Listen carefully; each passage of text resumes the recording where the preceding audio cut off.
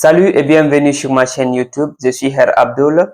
Aujourd'hui, je vais vous donner 10 techniques simples pour vite valider son examen B1 ou B2. Dernièrement, j'ai reçu beaucoup de messages des personnes qui doivent soit faire leur examen en février, au mois de mars ou au mois d'avril, ainsi de suite. Donc, j'ai décidé de vous donner 10 techniques très simples et efficaces pour pouvoir préparer son examen et affronter un coup KO. Likez la vidéo et abonnez-vous si vous êtes nouveau sur ma chaîne YouTube. Et à partir de maintenant, vous pouvez montrer votre soutien à ma page en regardant en bas et cliquer sur le symbole des dollars qui est là. Et vous pourrez ensuite envoyer des cadeaux pour soutenir le travail que je fais sur cette page. Donc, restez jusqu'à la fin de la vidéo et let's get.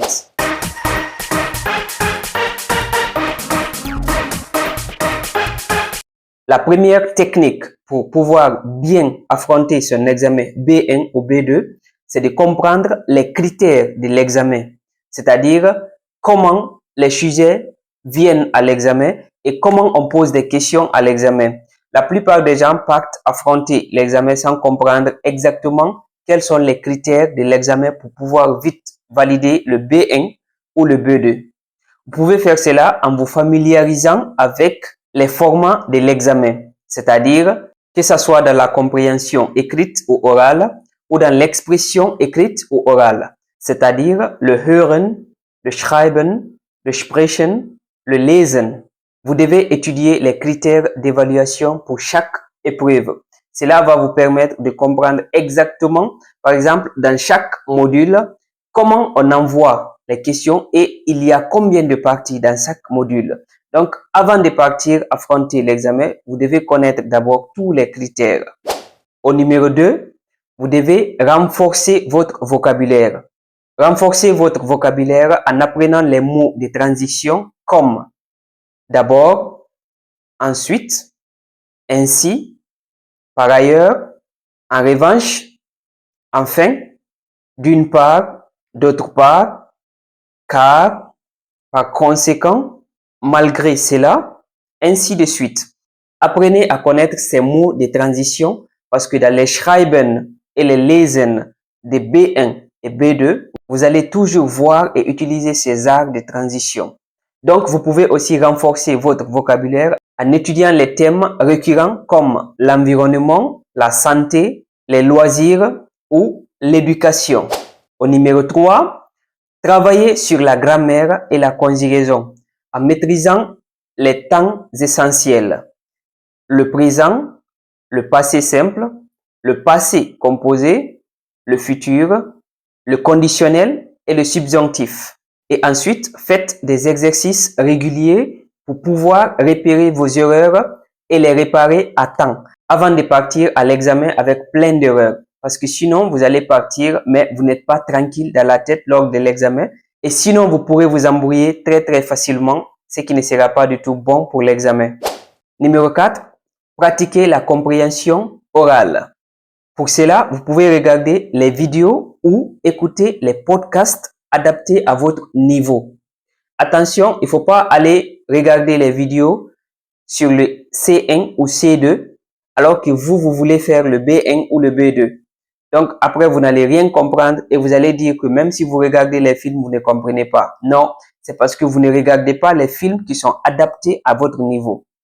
Vous devez regarder toujours les films qui sont adaptés à votre niveau. Le plus souvent, les films pour enfants sont les meilleurs pour apprendre rapidement l'allemand parce que là-bas, les phrases sont très simples et prononcées lentement. En même temps, vous devez noter toujours les mots que vous ne comprenez pas et rechercher leur signification. Il ne faut pas voir un mot que tu ne connais pas et le laisser passer parce que le même mot pourrait revenir dans un test devant toi, dans ton examen, et tu es fatigué. Donc, notez toujours les mots que vous ne comprenez pas à temps et cherchez leur signification. Très important. Numéro 5, améliorer la compréhension écrite en lisant des articles, des journaux ou des tests sur des sujets variés et travailler sur des questions de compréhension pour tester votre niveau. Les articles, vous pouvez les trouver en ligne. Par exemple, sur Play Store, vous pouvez trouver des applications pour des journaux ou sur d'autres plateformes aussi. Vous pourrez trouver des applications pour des journaux ou des articles que vous pourrez lire et avoir beaucoup de mots nouveaux que vous allez noter et chercher leur signification. Numéro 6. Entraînez-vous à parler. Pratiquez l'expression orale avec un partenaire, un professeur ou avec des plateformes. Il existe plusieurs plateformes sur lesquelles vous pouvez avoir des partenaires ou des natifs avec qui parler ou apprendre. Comme ça, vous allez apprendre à parler avec les natifs et mieux améliorer votre prononciation. Numéro 7. Travaillez votre expression écrite. Écrivez des emails ou des textes simples sur des sujets variés. Respectez la structure. Introduction, développement, conclusion. Et réalisez votre test pour éviter des erreurs. Numéro 8. Faites des simulations d'examen. C'est-à-dire, travaillez comme si vous étiez à l'examen et respectez le temps. Utilisez les anciens sujets ou des exemples de tests B1 ou B2 qui se trouvent déjà en ligne. Vous pouvez aller rechercher ou télécharger, ensuite vous entraîner avec. Encore une chose très importante, travaillez sous conditions réelles, c'est-à-dire à temps limité et sans interruption. Si vous voulez vous entraîner pour les sujets de l'examen B1 ou B2, en vous entraînant à la maison, vous devez travailler sous les conditions réelles. C'est-à-dire si le Hören c'est 40 minutes à l'examen, à la maison, vous devez faire 40 minutes sans tricher, sans mettre la pause pour aller prendre quelque chose ou sans interrompre l'examen. Parce que si vous passez une heure sur un Hören de 40 minutes en vous entraînant, lors de l'examen, vous allez toujours penser que les 40 minutes sont petites.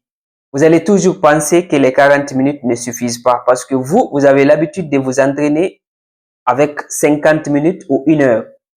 Donc, raison pour laquelle il faut travailler sous conditions réelles. Limitez le temps et évitez les interruptions lors de vos révisions. Numéro 9. Restez régulier et motivé. Organisez un plan de révision avec des objectifs quotidiens. C'est-à-dire tout ce que vous devez remplir chaque jour. Si vous devez bûcher 10 mots par jour, vous devez bûcher 10 mots par jour. Si vous devez faire 2, 3 Schreiben par jour, vous devez faire 3 Schreiben par jour. Donc, vous devez établir un plan de révision régulier. Faites un peu de variation dans vos révisions. C'est-à-dire, ne restez pas sur un même module tout le temps. Vous pouvez aujourd'hui travailler sur le Schreiben ou 2 jours sur le Schreiben, 2 jours sur le Hören, 2 jours sur le Lesen et le Sprechen, vous pouvez vous entraîner avec tout le temps. Si vous n'avez pas quelqu'un avec qui parler, comme je vous ai dit, il y a des plateformes qui existent pour ça. Il y a des applications qui existent même pour ça. Et le numéro 10, décidez-vous à réussir votre examen B1 ou B2, coûte que coûte. Ceci est très important. Vous devez vous décider à réussir votre examen coûte que coûte avant de partir affronter l'examen. Donc, appliquez ces règles et revoyez votre plan de révision. Je vous souhaite bonne chance aux examens pour ceux qui doivent déjà faire leur examen bientôt. Et n'oubliez pas surtout de liker la vidéo et de vous abonner si vous êtes nouveau sur ma chaîne YouTube et de montrer votre soutien à ma page pour le travail que je fais ici. Donc, à la prochaine fois dans ma nouvelle vidéo. Auf Wiedersehen.